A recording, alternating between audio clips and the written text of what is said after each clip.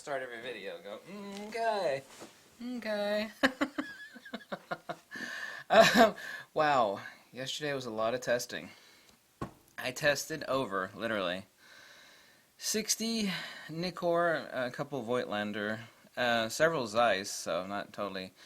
See, I tested 8 Zeiss lenses, 3 Voigtlander lenses, and 55 plus Nikkor lenses on the GFX. Let me first start off by saying that I've tested a lot of adapted lenses to the Fujifilm X Pro 2, the XT1, and a lot of them to the XT2 to find out what are the best adapted lenses for the XT2. I mean, I have hundreds of Nikkor lenses, and wow. So, I guess the short of it is, yeah, I've got a better spectrum of sampling of adapted lenses to Fujifilm than I don't think anybody comes close to that. So, I can state, not subjectively but objectively, that the Fujifilm GFX is absolutely, bar none, the best camera for using adapted lenses on. Now, I would not have thought that to be the case, with the GFX sensor being 1.7 times larger than the 36 by 24 millimeter full-frame sensor. Ironically, however not, I was actually planning on doing this as I posted up a couple test shots. I have a 220 millimeter field of view circular fisheye lens that will not give me a circular, I made that video yesterday, will not give me a circular fisheye view on any Nikon camera. It's impossible. Even in full frame, it actually crops the top and the bottom of the circle. The only way that will work is on this GFX or another medium format camera. But it works perfectly on the GFX. The point of this video is that, yes, the GFX, rather astonishingly, is unquestionably above and beyond any of the other Fujis for adapted lenses. Now, let me quantify that for you. The XT2 is the next best, and the number of lenses that I tried over a year or so with the XT2 as somewhere, I don't know, around maybe 70 lenses on the XT2 is like, no, it doesn't work. Yeah, no good. Oh, this one's really good. This one's okay. So I give it like about a 35 roughly percentile on all the lenses that I tested on the XT2. I thought it would be worse. I thought, well, I'm going to use some really fast glass, some huge ass glass on the GFX. And it's like, well, that's going to work. I mean, but I'm in unknown territory here because nobody's doing this. But amazing. I mean, even I tried like the Takina, a perfect example, like Takina 100mm 2.8. It's like, well, at 2.8 there's going to be some vignetting at full ratio and 4:3 on the GFX. Nope. Let's stop it down to f4. Still a problem? We have a no. The percentile rate compared to the XT2, which is I just told you is 35-40%, is right at around. And I thought about this, and the number of lenses that were not so hot was incredibly slim. It's 85+% on the GFX. Of those 60 plus, over 60 lenses, literally over 60 lenses, that I tested, I only had issues with, no, this isn't going to work, on 4 lenses. Of those lenses, the 60 plus that I used, as far as changing the aspect ratio, like 1:1 or what was it, 5:4 on like the 16mm fisheye. Photo Diox said, "Oh, you shouldn't be using anything wider than a 50mm adapted to the G." Well, that's nonsense. I'm not calling BS on Photo Diox, but BS in their favor. Now Photo Diox is going to go, well, that's good news. We're going to sell more of these things now. So this is where a company, you're going to call it a company for being wrong. This is exactly where they want to be proven wrong. Even the 16mm in aspect ratio at 45 megapixel sample, what was it, the ratio 5:4? Anyways, 45 megapixels, 5:4 ratio on the GFX. Yeah, I only had to change the aspect ratio on 8 lenses out of 60 lenses. 8 lenses out of 60 lenses. So we're talking about literally an objective rate of 35 to 40% on the X-T2 compared to 85+% on the GFX. Not my subjective opinion, it's a fact. So the GFX is now unquestionably, and this would be good news for GFX owners, because there's no information out there about this. Like, say, oh, someone got a GFX, they adapted one lens. Well, great. Well, that's not very helpful. It's like, I want to know exactly, how damn good adapted lenses are in general. And let me tell you what, I put my nose to the grindstone on this, and I opened up a lot of Pelican cases yesterday and tested over 60 lenses, literally. And I was shocked, like stepping down to, f5.6. But you actually can't tell the exact aperture.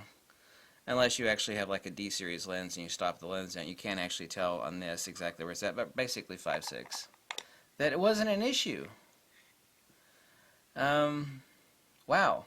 I never thought, I thought, well, 1.7 times, it'd be an issue. It was not.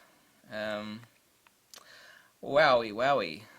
Really good news for anybody that's considering the GFX. Like, oh, I got a lot of glass, but, the sensor is huge, so it's going to be some serious vignetting on the GFX using my, full frame Canon, or I don't know about Canon lenses. I didn't test any of that, but my full frame Nikkor lenses. No, it's not. I only tested 2 zoom lenses, so I need to emphasize that. I mean, this is not the camera that you should be sticking an adapted zoom lens on, for obvious reasons. I mean, I think you should be able to figure that one out. So everything I tested, except for a couple lenses, were prime lenses. But PhotoDiox's statement on their website that you should only be using like 50 millimeters and above, like a fast 85-1.4. Well, obviously that worked on there. I mean, I knew like my 50 millimeter 1.2 would work on here, my 85-1.4s. I thought, well, there's probably going to be some serious vignetting like on the 100 millimeter 2.8 Tachyna. Nope. I thought, well, there's going to be some serious issues on like an old E-series Nikkor, which is a 100 millimeter, tiny little lens, 100 millimeter 2.8 E-series. Oh, nope. Nope. The Voigtlander 58 millimeter 1.4. Nope. Oh, yeah, this is the other and last important thing. I should have written this down. Most important thing about this is that some of the old AIS Nikkor lenses, they're working more beautifully on the GFX than they will on any of my Nikon cameras. Like the 50 millimeter 1.8 E series, much better sticking it on the GFX than on any Nikon I have. That 100 millimeter 2.8 E series, the 105 millimeter f 2.5 AIS Nikkor, that old awesome piece of Nikkor. Yep, works great. Like I said, out of 60, I think it was like 63 lenses or 62 lenses total. Of those, I only had to change the aspect ratio on 8 or 9 of them. I know of 8 of them, but I think there was a 9th one. I did a lot of testing. I posted up like 6 test shots. They're extremely boring test shots. But wow. So that's the news to report on the GFX. This camera is absolutely, bar none, not my opinion, hardcore fact, the best camera for sticking adapted lenses on. And you wouldn't have think that'd be the, oh, there's going to be some serious vignetting issues. Well, in a very few lenses there were, but I thought it would be significant, and it was not significant. But even the lenses that I did have to change the aspect ratio, and most importantly, you have to understand that, okay, I had to drop it out of 4 to 3 aspect ratio at 51 megapixels.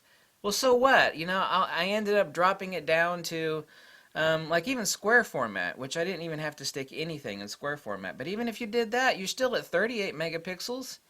And the ratio below 4:3, I'm still at 45 megapixels. I mean, that's way above a Nikon D810, which means my croppability factor and my straight out of camera megapixels is super high. So even the lenses that I did have to crop, I'm still at way more megapixels than a damn Nikon D810 at 36 megapixels. So, yeah, it's kind of like the GFX is kind of like, getting a cow. Nobody slaughters their own cow anymore, obviously. You go to the grocery store, you get yourself a slab of meat. The GFX is like the cow. You know, it's like, well, after you've, this is going to sound gross, I guess, but people used to slaughter their cows for their own meat back in the day. Where do you think hamburger comes from, for Christ's sakes? You know, after you remove the legs and the head and the fur and, you know, the organs, there's still hundreds of pounds of meat there. So, the best analogy, it's gross, is going to gross the vegetarian. So it's like after you've gutted and stripped the cow, which is what people did back in the day, you know, they raised cows for food because people usually have to eat. You know, you're still left after changing the aspect ratio on some of those lenses, you're still left with hundreds of pounds of meat, if you will, in the megapixel department. And so, if you want to drop a donation, this would be a nice time, because I busted my butt yesterday for this information, because the information is not out there. But now it is, and I'm the first to report on it. I bet you Fujifilm is watching this video, because this is the first of its kind. I'm going to call this video, "Hey Fujifilm, watch this."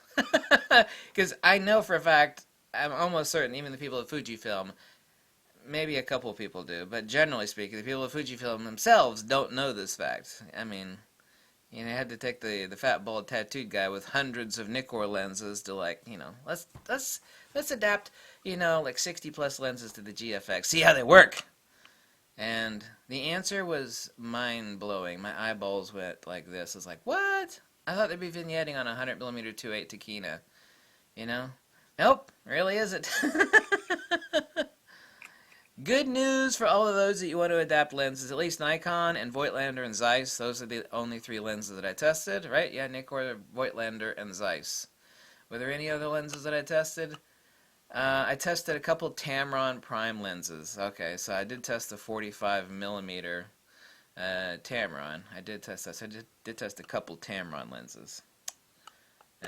Oh, the 15-30 Tamron, which is one of the zoom lenses I tested, also works well. Even the 20mm 1.8G. Now, it does vignette at 1.8. So I changed the aspect ratio on it to allow me 45 megapixels, the next ratio below 4:3, which is, you know, beautiful. Great results. Thank you so much. If you like this video, drop me a buck or two, tell me to jump off a cliff, whatever makes you happy, but now the information is out there. Thanks to me. How about a round of applause? Yay, because I actually did some significant work to bring you this information. Whew. You should have seen it yesterday. This table was just piled full of lenses and Pelican cases behind it. Thank you. Bye. Bum, ba-dum, bum, bum, bum, bum, bum, bum.